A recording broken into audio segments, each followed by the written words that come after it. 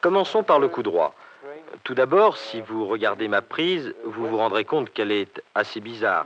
J'utilise une prise très fermée, alors que les gens emploient généralement la prise marteau. Je laisse glisser ma main vers la droite du grip, ce qui me permettra de lifter la balle. Au début, on m'incitait à changer cette prise en me disant que ce n'était pas très bon pour moi.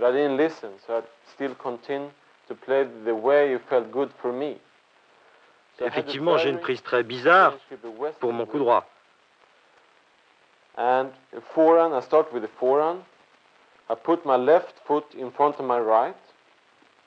J'avance mon pied gauche devant mon pied droit. Généralement, il faut mettre la raquette complètement en arrière et en bas, mais je ne faisais pas ça non plus.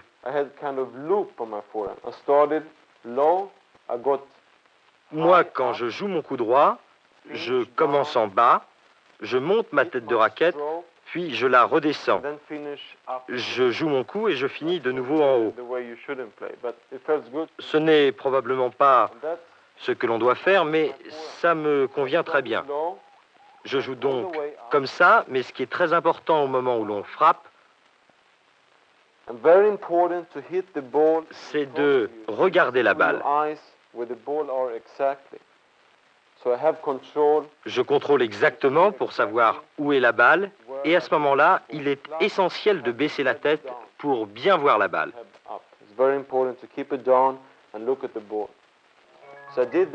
Puis, je finis très haut, derrière mes épaules.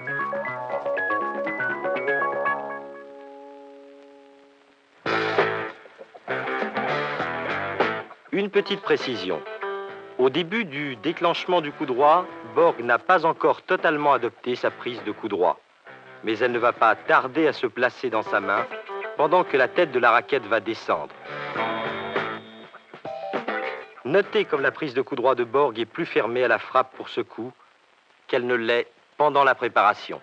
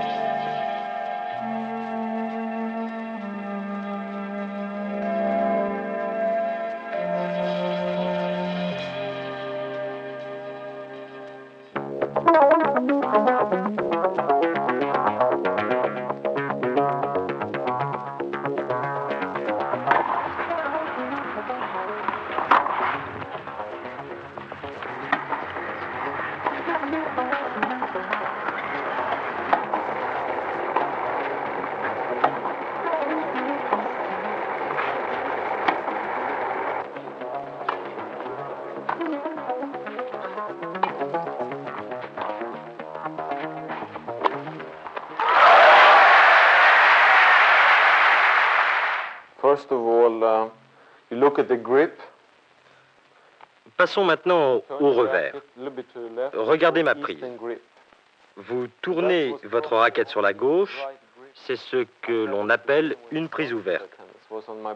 C'était probablement la seule prise correcte lorsque j'ai commencé à jouer. Je jouais le revers à deux mains. J'explique maintenant comment je le joue. J'ai une prise ouverte, je mets ma main gauche juste devant la droite, de cette façon, afin de bien tenir ma raquette. Il est très important de mettre son pied droit devant le gauche et de placer sa raquette derrière le corps, mais très bas. Pas en haut, ni au milieu.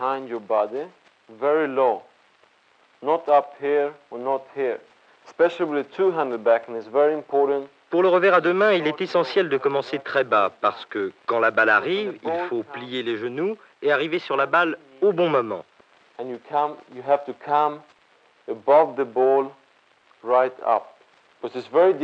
Il serait très difficile de jouer le revers à deux mains si on préparait au niveau des hanches, parce que la balle peut rebondir soit très bas, soit très haut.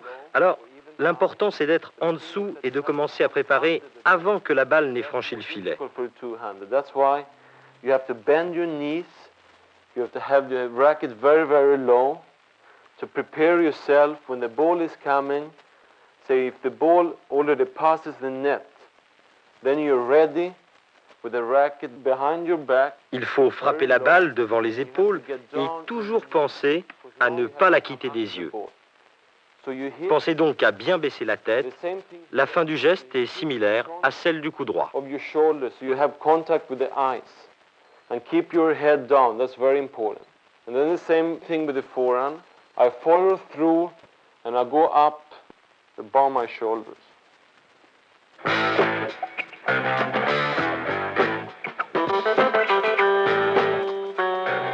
Pensez aux jambes avant de penser aux bras. Et regardez la position des pieds de Björn Borg.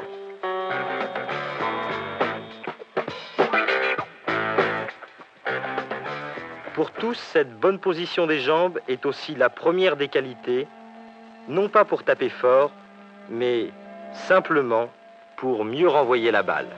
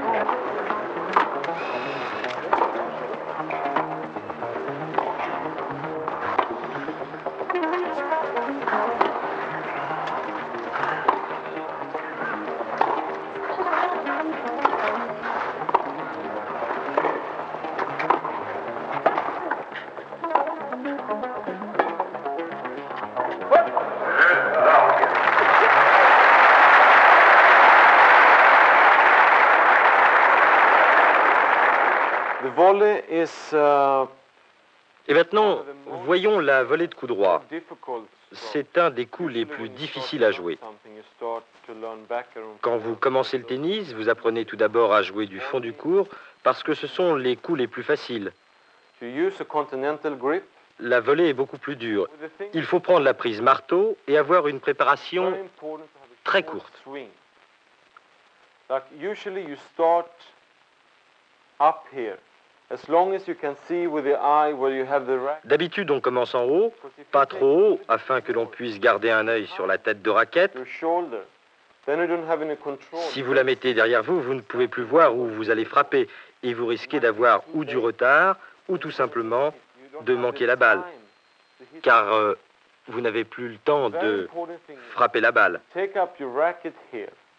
You put your left foot in front Donc, of your right. montez la tête de raquette, And you just push the ball. You make a small push.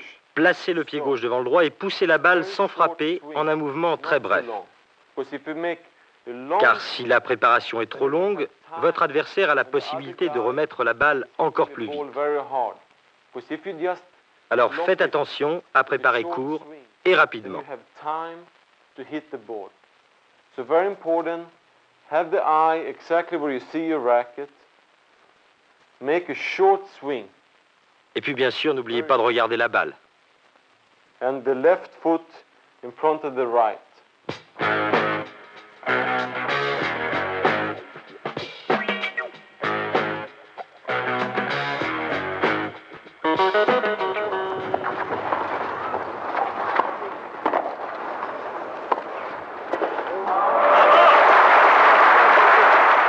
exactly the same grip as the forehand volley. Pour la volée de revers, utilisez la même prise qu'en volée de coup droit, c'est-à-dire la prise marteau. As you did at the forehand volley. But now you turn your right foot. Par contre, c'est le pied droit qui vient devant le pied gauche. You take up your racket. Montez la tête de raquette de la même façon. You should make contact with your eye, so you see N'oubliez the shape of the racket. surtout pas de bien regarder afin de ne pas perdre le contrôle. Control. Petite préparation rapide. The same swing now, you make a short swing. You try to block the ball. Make a very short swing. This thing you can have help a little bit. En fait, il faut essayer de contrer la balle et votre main gauche peut vous aider à trouver exactement la bonne position. You can take your left hand back. But by that way you can get more power. En faisant cela, vous avez aussi plus de puissance. A short Donc, swing, préparation courte. block the ball. Peu importe la façon dont l'adversaire renvoie la balle, Not a si long vous faites ce mouvement, because if you make a il long n'y aura swing, aucun problème. you don't have time when the other guy hit the ball. But this way it doesn't matter how hard he hit the ball.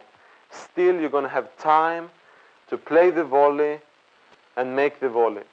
So a short swing from up here, you see the racket by your eye, not here, right up here. You make a short swing.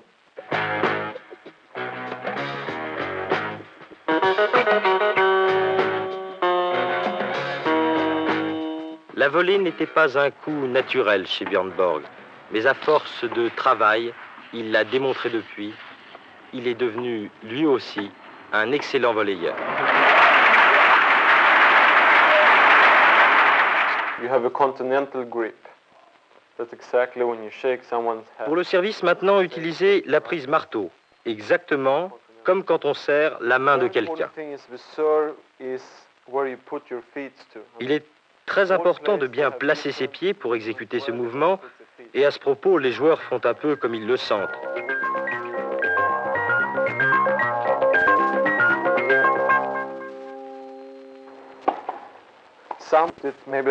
Certains préfèrent les placer comme ça, pour être parallèles au filet.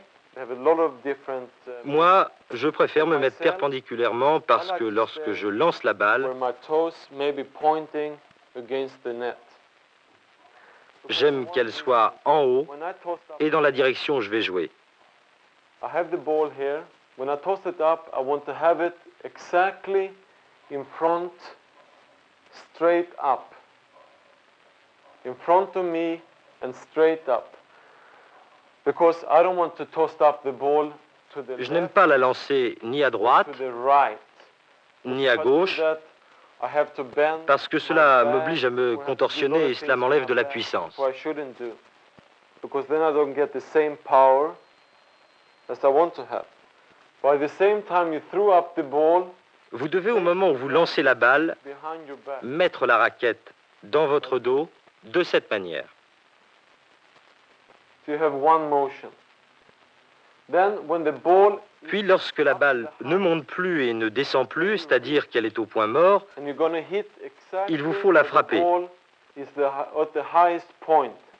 There where you meet the ball with the racket. So first Premier mouvement, motion is here. lancer de balle et raquette dans le dos. When the ball is the highest point, Deuxième mouvement, une boucle et frappe de la balle en suivant naturellement un mouvement vers le bas through, when you come down, avec le pied droit qui passe devant le pied gauche. in front of your left, and you follow through on your left side.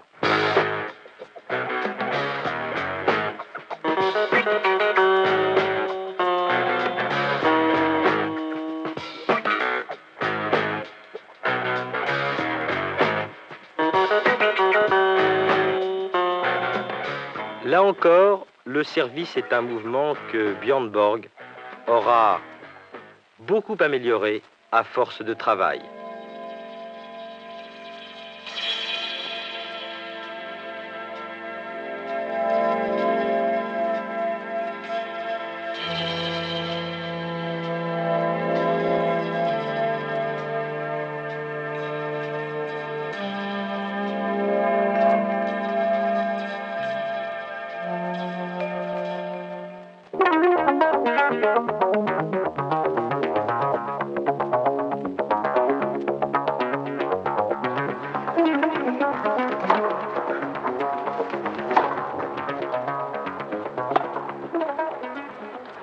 Notez encore le timing parfait du service du Suédois.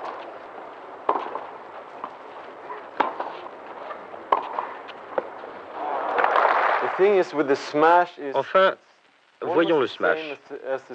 En fait, c'est la même chose que le service, sauf que vous ne lancez pas la balle, mais que vous l'attendez. La plupart du temps, on a le pied gauche devant le pied droit, mais cela dépend bien évidemment de la situation de jeu et de l'endroit où l'on se trouve sur le court.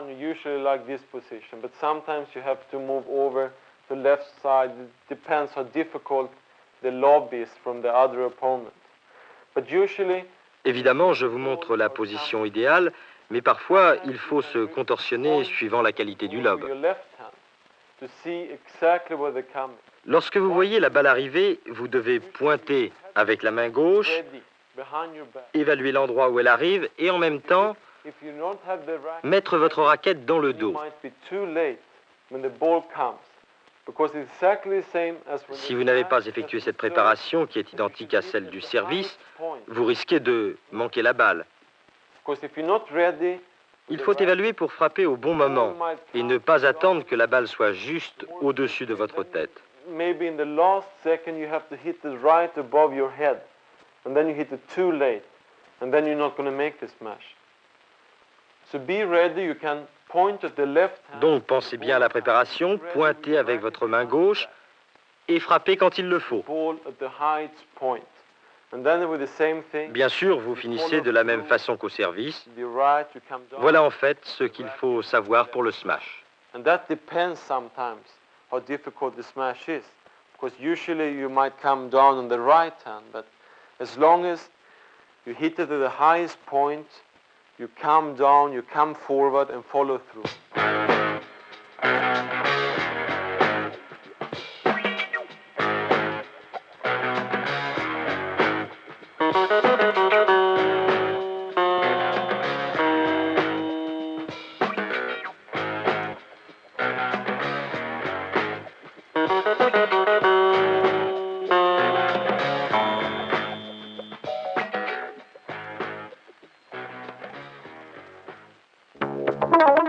Même si les smashs de Borg ne sont pas systématiquement gagnants, au contraire de cette action, ils sont si bien placés qu'ils mettent toujours l'adversaire en difficulté.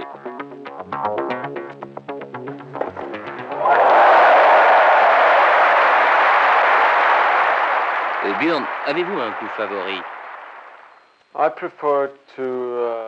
Je préfère jouer au fond du court. J'ai plus confiance dans mes coups à cet endroit parce que c'est de cette façon que j'ai commencé.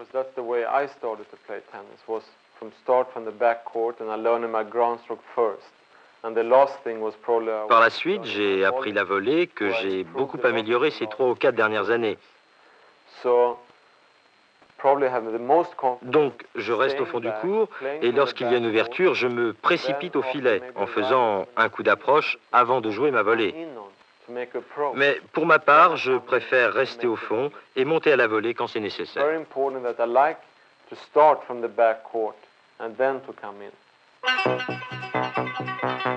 Dire que Borg a atteint la perfection dans son jeu de fond de court est presque une évidence. Dire de lui, par contre, qu'il est un défenseur est une erreur. Il serait plus juste de constater qu'il est le premier attaquant de fond de court. Sa balle, si elle rebondit au niveau de la ligne de service, repousse grâce au lift l'adversaire à 2 mètres derrière la ligne de fond, lui interdisant par là même la montée à la volée.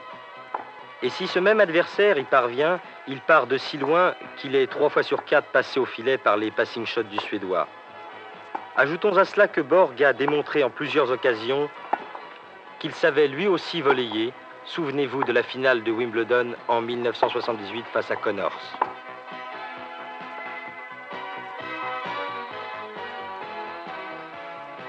Björn, si je vous demandais un conseil à donner aux jeunes, quel serait-il? Je pense que le plus important, c'est de ne pas forcer pendant les toutes premières années. De jouer beaucoup, mais pas au point de s'en dégoûter. Ne pas prendre le tennis trop au sérieux. Car si vous forcez trop au départ, vous allez être très vite fatigué et dégoûté. alors qu'au contraire, il faut rechercher la joie et la décontraction. Faites-vous plaisir avant tout. Par contre, par la suite, il faut prendre le tennis beaucoup plus au sérieux, avoir un entraîneur, jouer des tournois, et l'essentiel, bien sûr, s'entraîner beaucoup. Jouez à ce moment-là le plus que vous pouvez. Si j'avais un conseil, ce serait jouer, jouer, jouer. Play as much as you can, and that's probably the most important thing. That play, play, and play and play.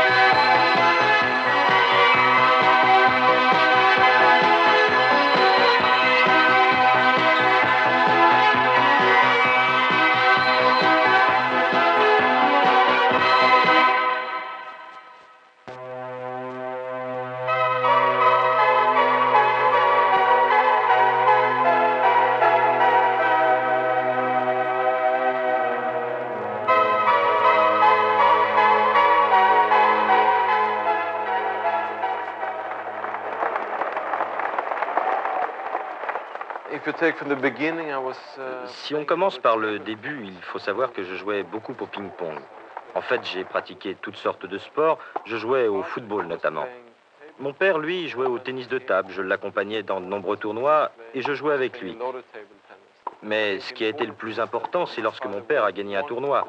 Le vainqueur recevait une raquette de tennis et voilà pourquoi j'ai commencé ce sport que je n'avais jamais pratiqué auparavant. J'avais tout juste vu des images à la télévision, mais je n'étais pas vraiment passionné. Mon père donc m'a donné cette raquette et dès le lendemain, je suis allé sur le court de ma ville natale et là, j'ai joué avec des amis. Et puis bien sûr, depuis ce jour-là, j'ai beaucoup aimé ce sport. I just started to play with my friends, and since that time I started to like the sport very much.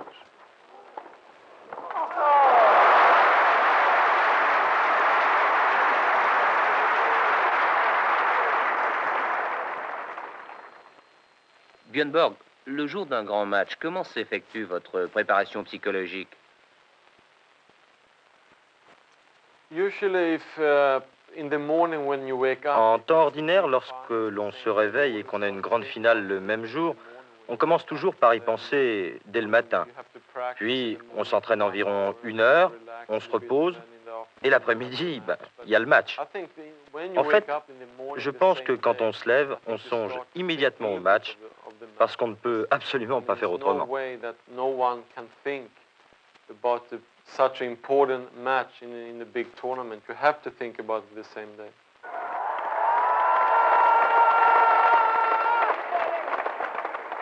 Une seule pensée, le tennis. Mais c'est sans doute grâce à cette rigueur de vie qu'à 23 ans, Björn Borg s'est forgé un palmarès exceptionnel. Vainqueur pour la première fois à 18 ans des internationaux de France en 1974, le Suédois a remporté à ce jour 4 fois le tournoi de Roland-Garros. Sa dernière défaite sur terre battue remonte à 1976 face à l'Italien Adriano Panatta. Mais pour devenir l'incontestable numéro 1 mondial, il lui fallait aussi convaincre les sceptiques qui s'interrogeaient sur ses possibilités sur herbe ou sur ciment, lui l'enfant élevé sur des cours en terre battue. Un seul chiffre pour faire taire un doute. 4 victoires consécutives à Wimbledon en 1976, 77, 78, 79. Un véritable exploit qui n'est pas près d'être égalé. Le tout, bien sûr, sans changer même partiellement l'image qu'il a donnée de lui depuis l'âge de 18 ans.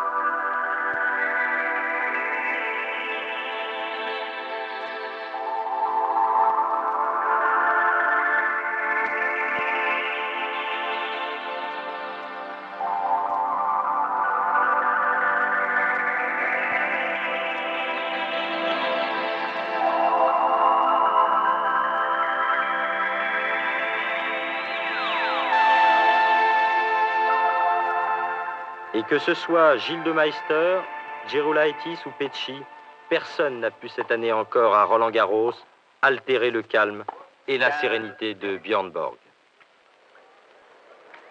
Sur le terrain, vous êtes toujours impassible et on a l'impression que vous ne puissiez pas vous énerver. En général, je suis très calme. Je n'aime pas montrer mes sentiments, mes émotions. Mais si je manque un point, je deviens furieux comme tout le monde. Bien sûr, les gens réagissent tous différemment. Certains joueurs aiment montrer ce qu'ils éprouvent. Moi, je préfère tout garder pour moi parce que lorsque je joue le point suivant, je ne veux pas penser à la balle précédente que j'ai ratée. Cela me permet de mieux me concentrer sur le point que je joue et je crois que c'est cela finalement qui est le plus important. But by this way, already when we start to play the next point, then I already forgot the point before. Pourtant, ne croyez pas que cette concentration hors du commun soit une qualité innée chez Borg. Elle est au contraire le fruit d'un long apprentissage. Une anecdote à ce sujet. Lorsqu'il a commencé à jouer au tennis, Borg avait une attitude déplorable sur le court. Il jetait ses raquettes, jurait, en un mot, avait une réputation détestable. Un jour, on l'a suspendu en lui disant « Tu n'as rien à faire sur le court si tu te comportes de cette façon. Reviens dans 2 mois, on verra à ce moment-là. » 2 mois sans tennis, c'est peut-être paradoxalement grâce à cette sanction que Björn Borg s'est aperçu qu'il jouait mieux en restant calme et qu'aujourd'hui, sa concentration est devenue un modèle pour tous les joueurs de tennis.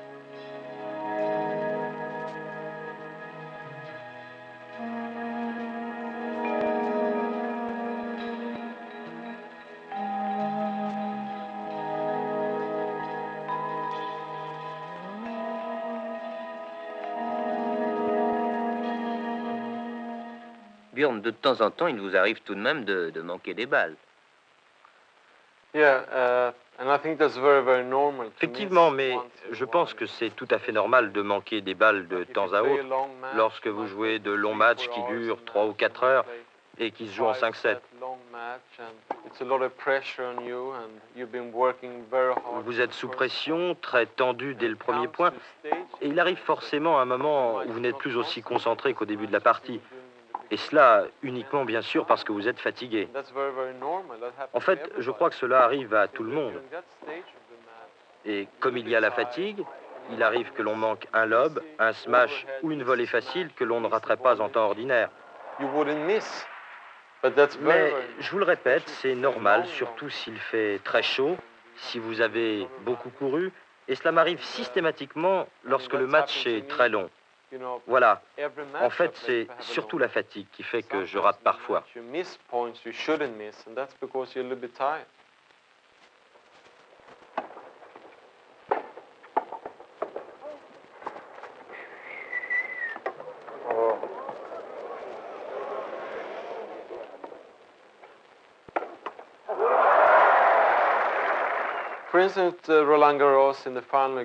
Par exemple, à Roland-Garros, en finale contre Victor Pecci, j'ai raté quelques lobes très faciles, et cela parce qu'on jouait depuis 4-7. Il y avait une énorme tension, c'était un match très important dans un tournoi capital.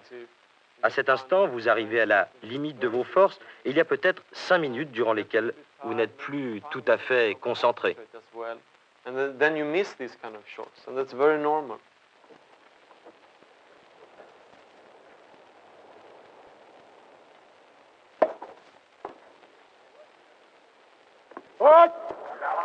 Pendant les tournois, lorsque vous ne jouez pas, vous arrive-t-il de regarder jouer les autres? De temps en temps, j'aime bien regarder les autres jouer, mais si moi je ne joue pas, je préfère rentrer chez moi et me reposer.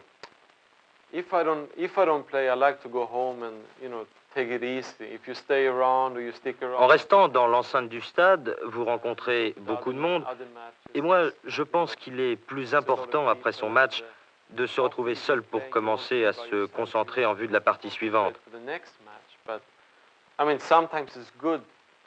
Parfois, c'est sûr, c'est une bonne chose de regarder d'autres joueurs parce que si le lendemain on rencontre ce joueur, on sait exactement ce que l'on fera contre lui.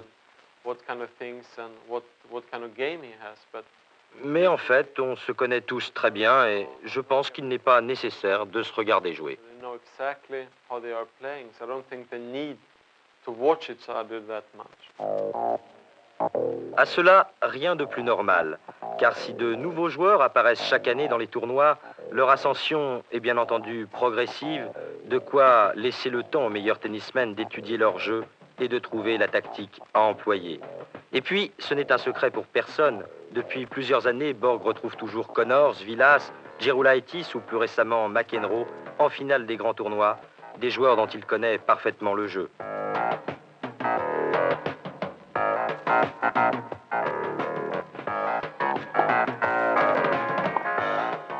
Björn, quel est votre meilleur ami parmi les tennismen? I think it's very difficult to have really good friend among Je pense qu'il est difficile d'avoir un très bon ami parmi les joueurs de tennis, parce qu'on a tous un coach, une femme ou quelqu'un d'autre avec soi. On est toujours en compétition et c'est pour cela qu'il est difficile d'avoir un véritable ami. Pourtant, je suis très proche de Vitas Gerulaitis. Nous aimons nous entraîner ensemble, nous passons aussi beaucoup de temps en dehors des cours et je pense que c'est une bonne chose pour nous deux. I think that's good for both of us.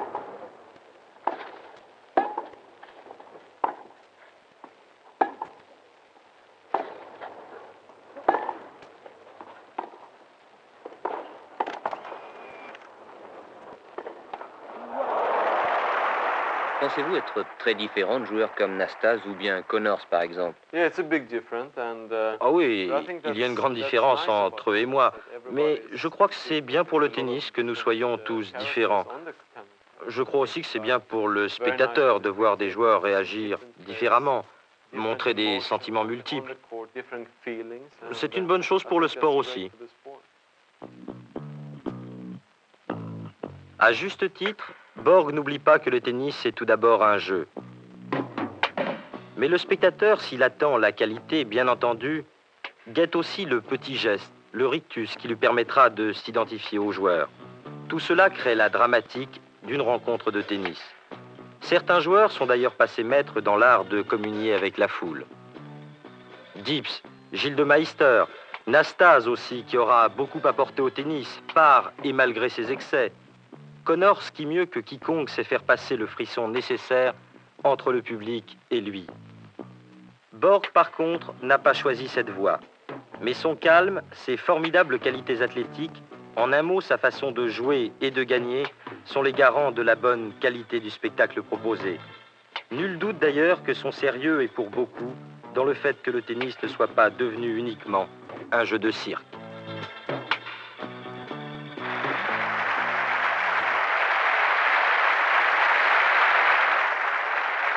Vous jouez très rarement en double. Pour quelle raison? Yeah, once in a while I like to play doubles, but I prefer to concentrate on. Parfois, il m'arrive d'aimer jouer en double, mais en général, je préfère me concentrer sur le simple parce qu'il est difficile de jouer les deux épreuves en même temps, surtout bien sûr dans les grands tournois. Si vous devez jouer le double et le simple le même jour, cela peut faire jusqu'à 17 dans les jambes. Alors le lendemain, bien sûr, si vous devez jouer de nouveau en simple, il est pratiquement impossible d'être au mieux de sa forme.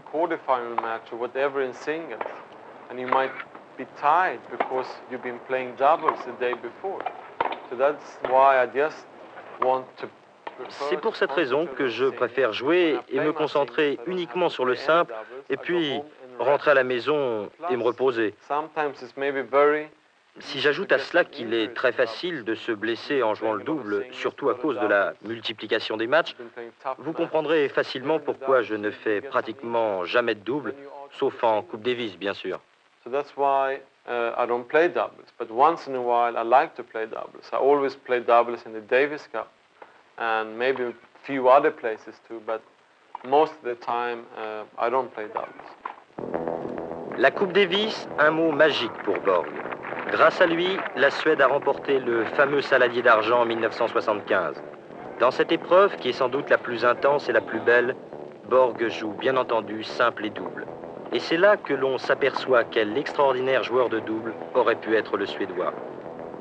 Pourquoi s'en étonner d'ailleurs quand on connaît la qualité de son retour de service, de son jeu de jambes et son sens de l'anticipation. Mais la Coupe Davis, c'est aussi pour Borg l'occasion de retrouver ses camarades suédois et aussi une certaine façon de remercier tous ceux qui l'ont aidé à parvenir là où il est.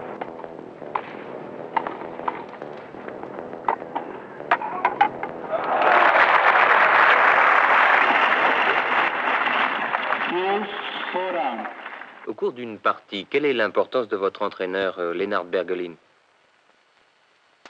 Well, during the match, Quand je joue un match, il ne me donne aucun conseil. Il reste assis, il me regarde, et c'est bon de savoir qu'il y a quelqu'un là tout près du court. C'est important aussi car il peut me donner des conseils après le match. Par contre, pendant mes rencontres, je sais ce que moi je dois faire et je n'aimerais pas que qui que ce soit me donne des conseils parce que c'est moi et uniquement moi qui suis sur le court et qui joue.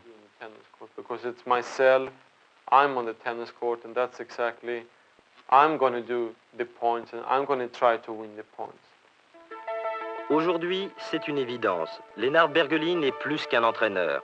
Depuis le temps qu'il parcourt le monde en compagnie de son élève, il est devenu l'ami, le confident. Ce qui n'empêche pas, bien entendu, la présence de ses parents et de Mariana Simonescu, que l'on retrouve bien souvent au bord du court. Pourquoi amenez-vous autant de raquettes sur le court? C'est tout simplement parce que je tends beaucoup mes raquettes à 30 kg ou plus, alors fatalement le cordage lâche plus facilement.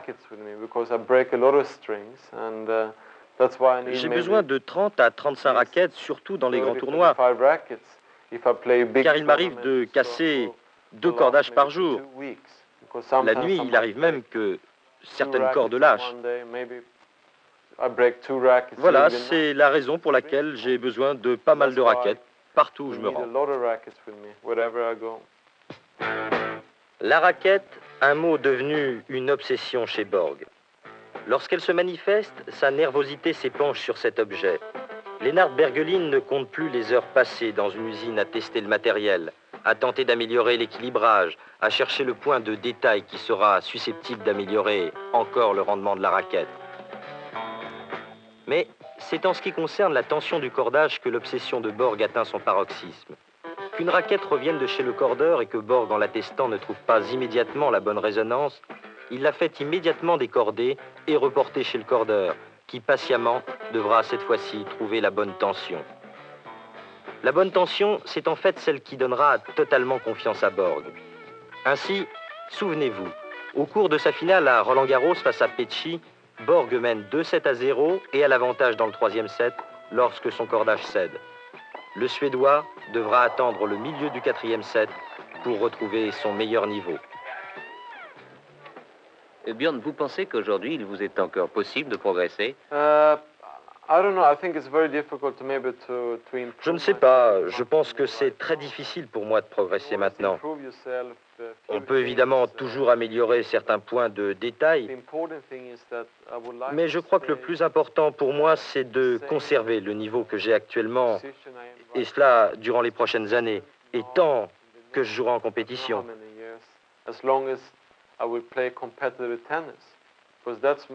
Voilà, je crois que c'est ça qui sera le plus difficile pour moi.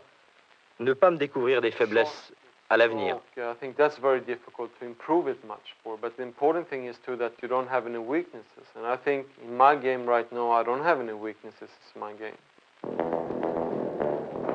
Tout a été dit ou presque sur le jeu de jambes exceptionnel de Borg. Sans cette arme essentielle, son jeu de fond de court ne pourrait donner sa pleine mesure. Regardez bien. Borg est toujours en mouvement, toujours admirablement placé sur la balle, servi aussi en cela par un sens de l'anticipation très développé. La recette, une rapidité naturelle et une condition physique parfaite. Mais cette condition physique est encore le fruit d'un travail de tous les instants. Ainsi, lorsque Borg s'arrête de jouer pendant quelques jours, repos indispensable dans la jungle que représente aujourd'hui le tennis de compétition, il n'en oublie pas pour autant de courir quotidiennement. Footing, entrecoupé de sprints de 10 mètres, d'abdominaux et d'exercices d'assouplissement. Voilà ce qui permet sans doute à Borg d'avoir toujours la même présence sur le court, lorsque le match dure 5-7.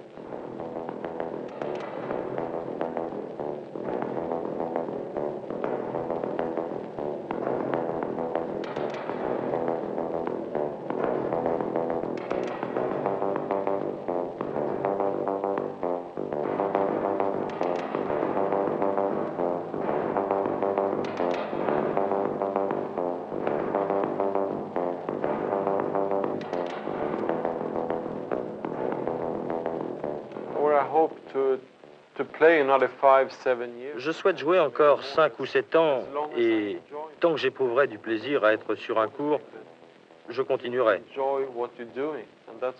Et puis, bien sûr, j'espère rester au même niveau très longtemps encore. Consistent for the next so many years I've been doing for the last 3-4 years.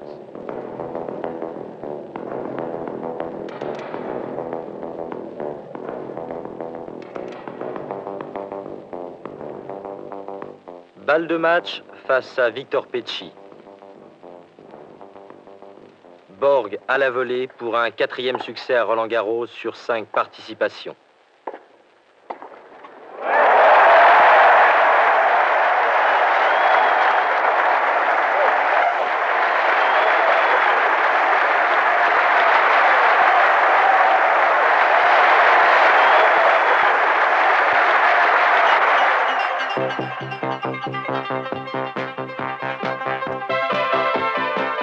Avec pour mémoire aussi toutes les victoires à Wimbledon, tous les débordements de joie.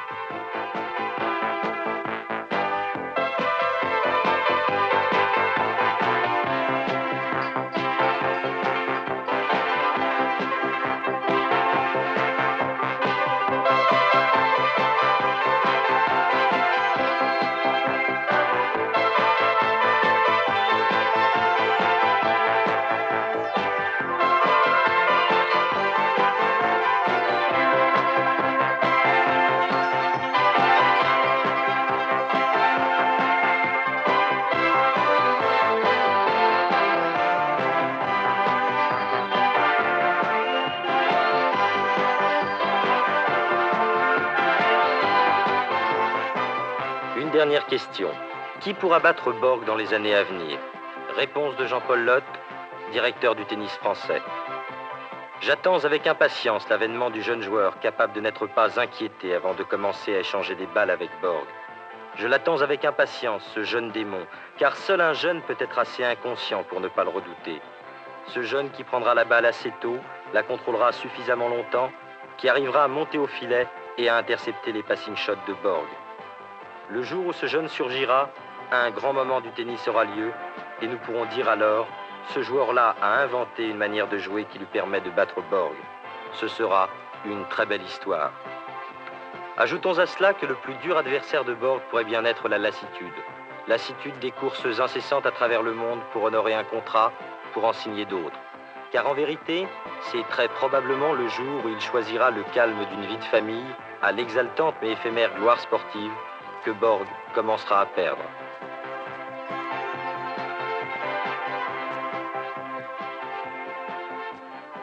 Björn, vos cheveux sont de plus en plus longs. Vous allez finir par ne plus du tout voir la balle bientôt.